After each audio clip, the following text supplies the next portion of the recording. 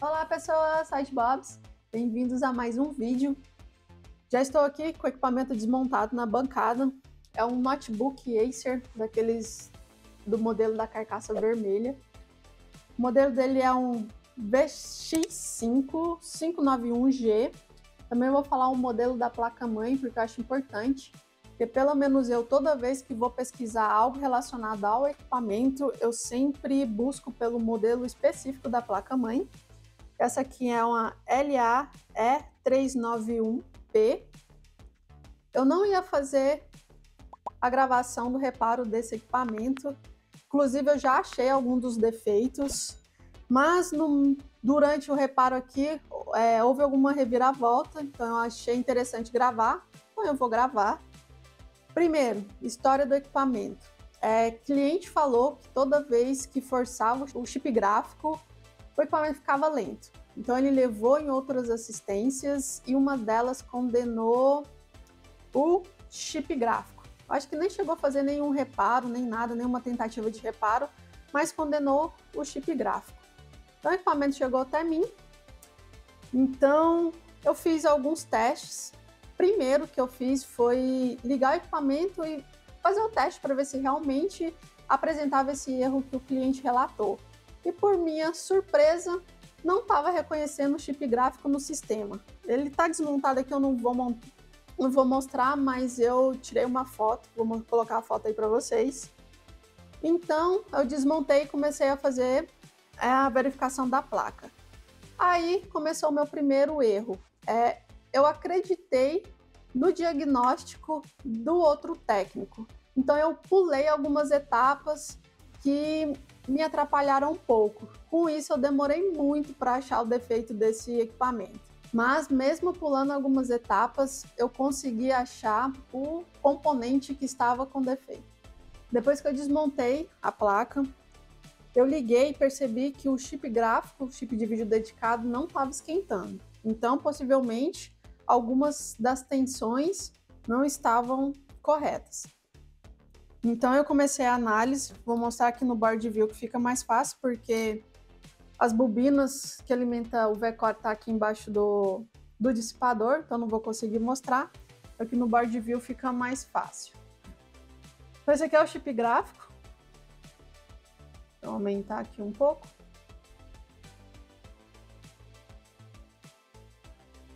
Esse aqui é o chip gráfico, então eu fiz a medição dessa bobina, que é o V-Core. Essas bobinas estavam sendo alimentadas, mas essa bobina, que é de 1.35, que faz a alimentação das memórias, estava zerada. Então é esse circuito aqui. Essa bobina aqui, que é a PL1301, ela estava zerada, não estava recebendo nenhuma tensão nela. Inclusive, vou mostrar aqui, vou ligar, porque eu ainda não substituí o componente que está danificado. A gente dá o start aqui, porque esse modelo aqui é aquele que liga no botão no teclado. Então eu tenho esse... Deixa eu colocar um cooler.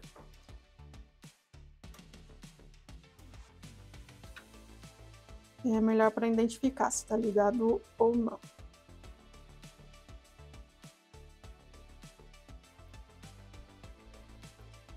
A gente dá o start aqui. O cooler girou. Então vamos lá, vou fazer a medição aqui desse circuito. Eu teria que ter 1.35 em média nessa bobina aqui, que eu não tenho nada.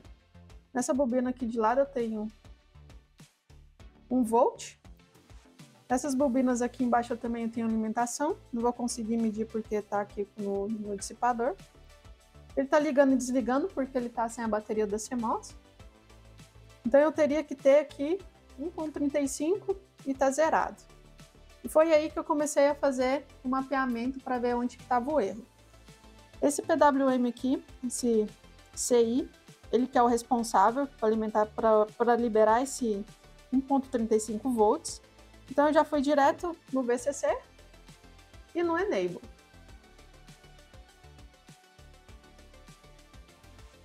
Vamos achar ele aqui no esquema, PU1301, PU.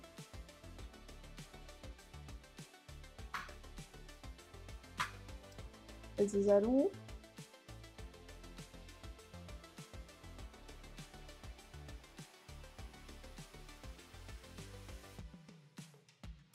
Então vamos lá, o pino 7, que é o VCC, tem que ter 5 volts. Então vamos lá fazer a medição, vou ligar de novo aqui que eu desliguei.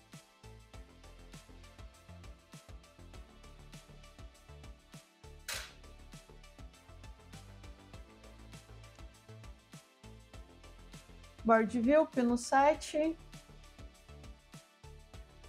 Com cuidado, tá, gente? A gente vai fazer a medição aqui.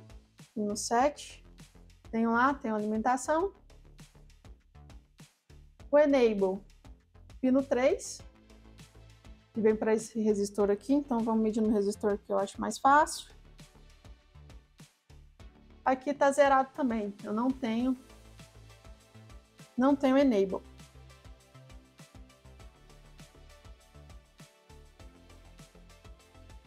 Então vamos mapear aqui para ver quem é que libera esse enable. Fica lá do outro lado da placa.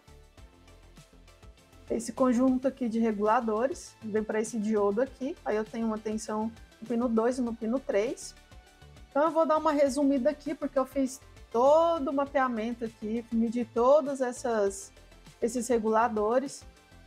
E eu percebi que nesse pino 3 aqui, deixa eu achar aqui esse diodo, então DV3, fica mais fácil para explicar.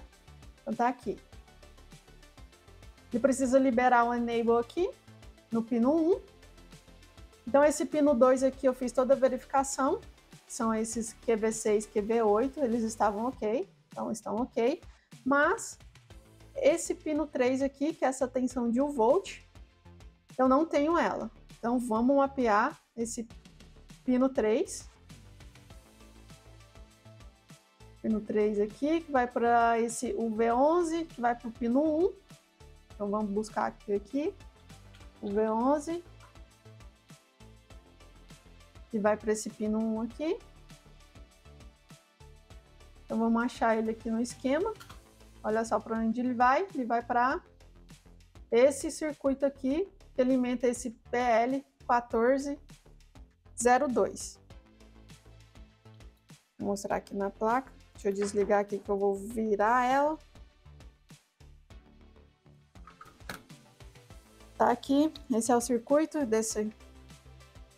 esse PL1402.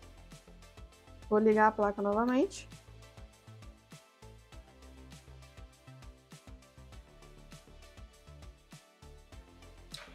Placa ligada. Então vamos ver nessa bobina, eu preciso ter 1 volt, 1.05, mas olha só quanto eu tenho, 0.23. Então vamos analisar esse circuito. Olha aqui, vocês já conseguem ver qual que é o defeito. Aqui 1401. Vamos VCC, pino 6. Vamos achar ele aqui, pino 6. Pino 6. Então tá aqui. Aqui eu tinha que ter 5 volts, eu tenho 5 volts, porém tá faltando um componente aqui. Então se a gente colocar esse componente aqui, ele vai liberar um volt que a gente precisa, 1.05. Então possivelmente esse é um dos defeitos do equipamento. Vamos colocar o componente aqui para ver se volta a alimentação de 1.05 que a gente precisa.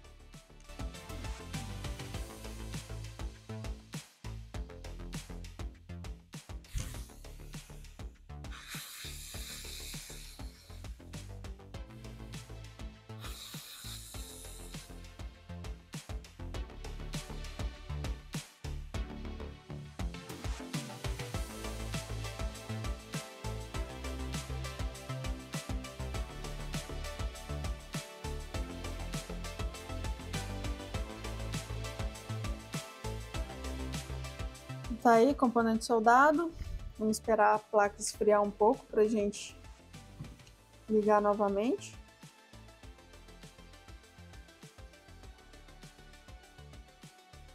A placa já esfriou.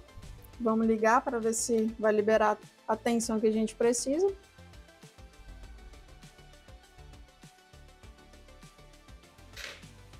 Placa ligada. Tá lá, 1.01.